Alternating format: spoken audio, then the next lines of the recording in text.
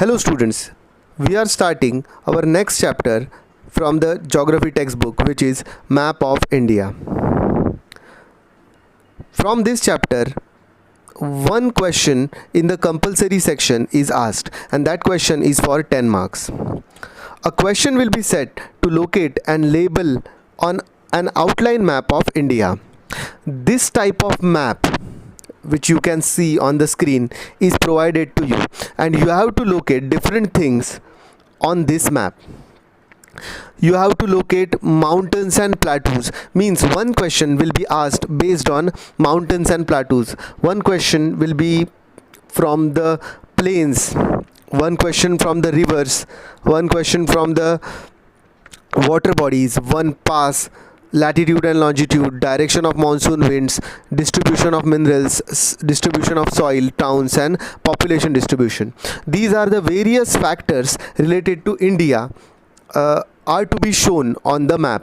Means you have to show 10 different locations. You have to locate 10 different things on the map. The first of them is mountains and plateau. One question will be based on locating mountains and plateaus in India. You can be asked any one of these questions. See the list of mountain and plateaus which are included in our syllabus to locate on the map of India. The mountains and plateaus are Himalayan mountains, Karakoram mountains, Aravalli ranges, Vindhya mountains, Satpura ranges, Western and Eastern Ghats, Nilgiri, Garo, Khasi, and Jaintia. These are the mountain ranges which are to be located in the map of India.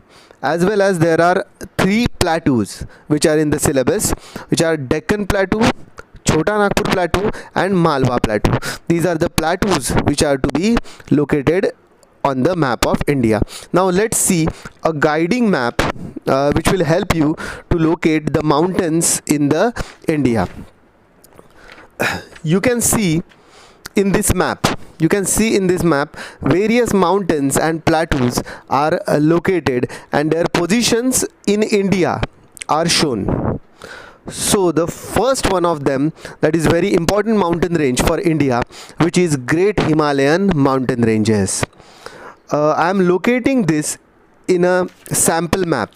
In this sample map there are states are marked, states are demarcated with the dashed lines, but the map which is provided to you by the school or by the ICSE board do not contain these state outlines. Therefore you will be having a map which is only having rivers shown on the map and nothing else is shown.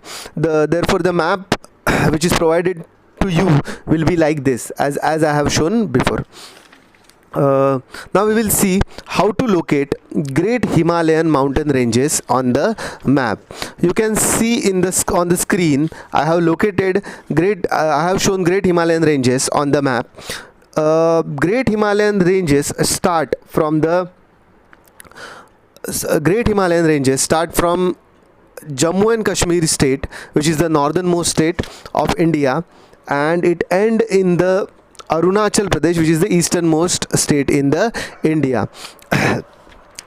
To locate, you can remember a slight turn which is present in the Jammu and Kashmir. You have to start from that point, and you have to cross Jammu and Kashmir, then into Himachal Pradesh, and then into Uttarakhand.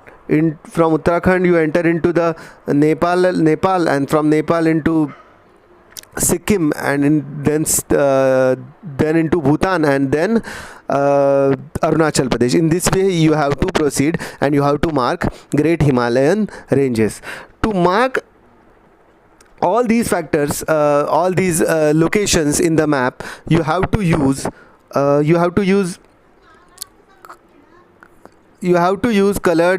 colored pencils.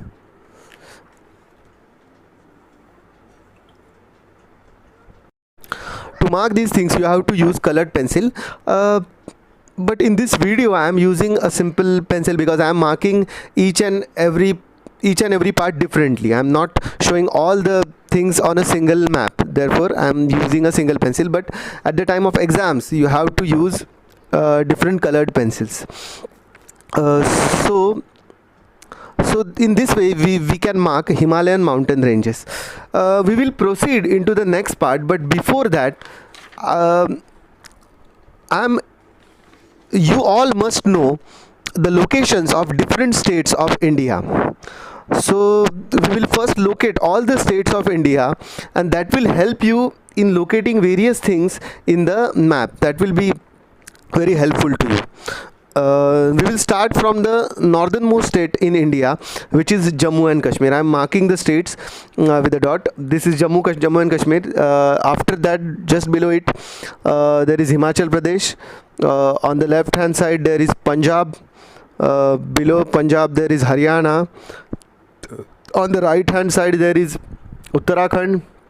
Just below it, there is a small state of Delhi. Below that, Uttar Pradesh. On the left hand side, there is Rajasthan. Below that, there is Gujarat. As we move into the right, there is Madhya Pradesh. After that, there is the state of Chhattisgarh. On the northern side, there is Bihar, and below that, there is Jharkhand. On the right hand side, we have West Bengal. There is a smallest state in India, which is Sikkim. Smallest state in terms of population, which is Sikkim. After that, there is Assam. This is Arunachal Pradesh.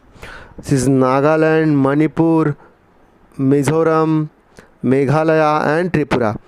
After that, we'll turn to the western part, where there is Maharashtra. Below Maharashtra, there is a smallest state of India, which is Goa. Below that, there is Karnataka. This is Telangana, Andhra Pradesh. This is Odisha, Kerala, and Tamil Nadu. These are the states of India. So if you know the location of the states of India, locating anything on the map becomes slight easier. Now we will turn to the next mountain, which is Karakoram range. Karakoram range is completely located in the Jammu and Kashmir state of India.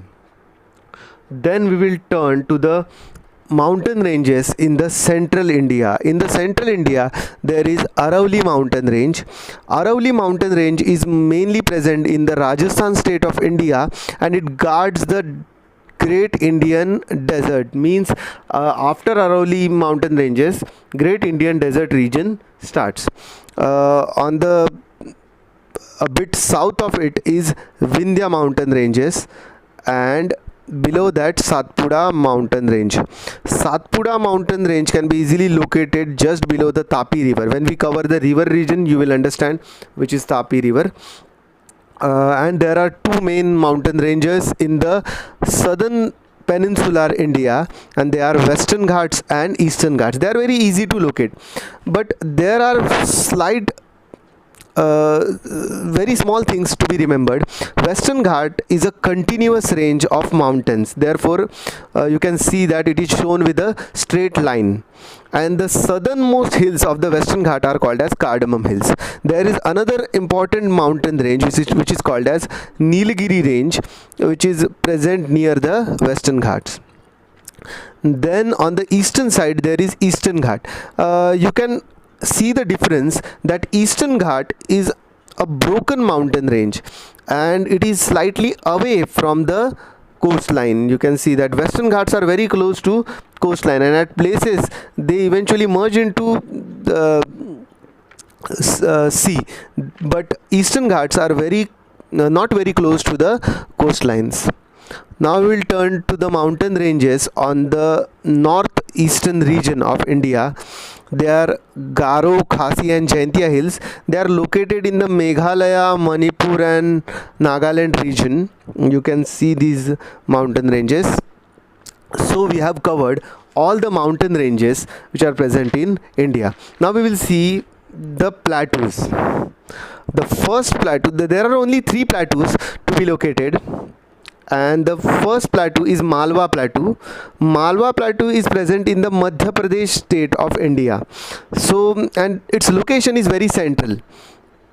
It's just above Narmada river.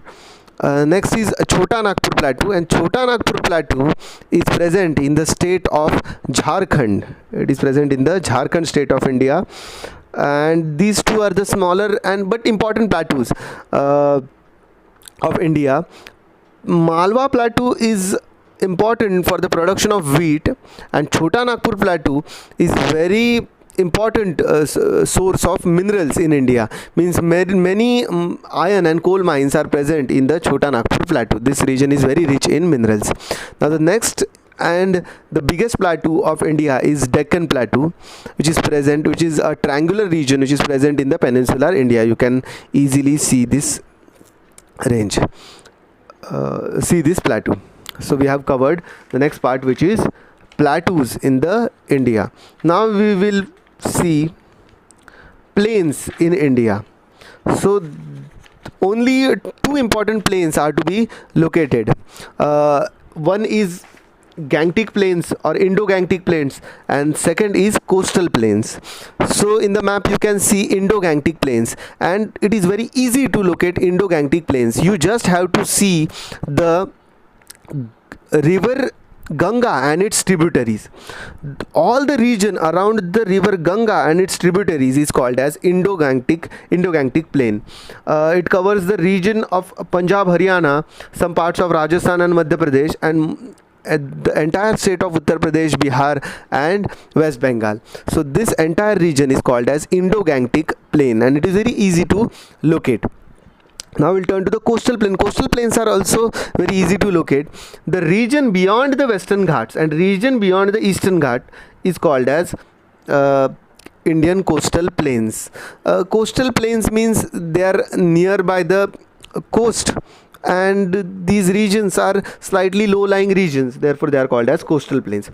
Western coastal plain of India is called as Konkan in the Maharashtra region. Maharashtra and Goa region, it is called as Konkan. And in the southern region, that is in the Karnataka and Kerala coast, coastal plains are called as Malabar region. Whereas the coastline in the region of Tamil Nadu and Andhra Pradesh is called as Coromandala coast. The eastern coastal plains in the Tamil Nadu and Andhra Pradesh region is called as Coromandala coast, and in the Odisha region it is called as Northern Sarkars. So these are the plains which are in our syllabus to locate in the map of India.